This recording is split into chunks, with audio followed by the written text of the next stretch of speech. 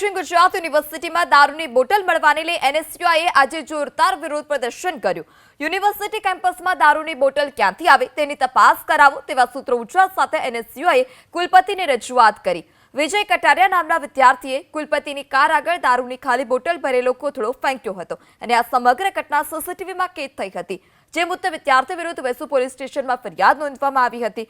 ત્યારે યુનિવર્સિટી પરિસરમાં દારૂની ખાલી બોટલ ક્યાંથી આવી તેને લઈ પણ સવાલ ઉઠ્યો છે અને આ સવાલ સાથે જ એનએસયુઆઈના કાર્યકર્તાઓએ કુલપતિની ઓફિસ બહાર વિરોધ પ્રદર્શન કર્યું। વીરનવા દક્ષિણ ગુજરાત યુનિવર્સિટી જે વિદ્યાનું ધામ છે, જ્યાં વિદ્યાર્થીઓ ભણી ગણીને આગળ વધવા માટે આવે છે, પરંતુ ત્યાં ગાડી એવું જોવા મળી રહ્યું છે કે 2 દિવસ અગાઉ યુનિવર્સિટીના પાર્કિંગમાંથી અને કેમ્પસમાંથી દારૂની બોટલ, દેશી પોટલી જેવી ગેરરીતિ મળી આવી છે। એના વિરોધમાં આજે એનએસયુઆઈ આવેદનપત્ર માટે આપવા માટે આવ્યું છે।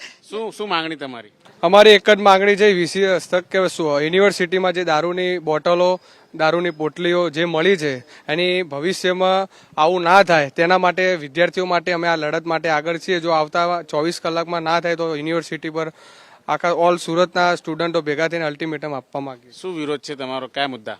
જે યુનિવર્સિટીમાંથી 2 દિવસ પહેલા દારૂની પોટલીઓ અને દારૂની ખાલી જે બોટલો મળી છે એને લઈને જે વીસી સાહેબે એવું સ્ટેટમેન્ટ આપ્યું હતું કે આ એસએમસીની કચરા પેટીની ગાડીઓ અહીંયા લાવતી હોય છે, તો અહીંયા એટલા બધા સીસીટીવી કેમેરા છે અને એટલી ટાઈટ સિક્યુરિટી હોવા છતાં દારૂની બોટલ આવી ક્યાંથી એની યોગ્ય તપાસ કરવામાં આવે ને 24 કલાકમાં આની ઉપર કાર્યવાહી કરવામાં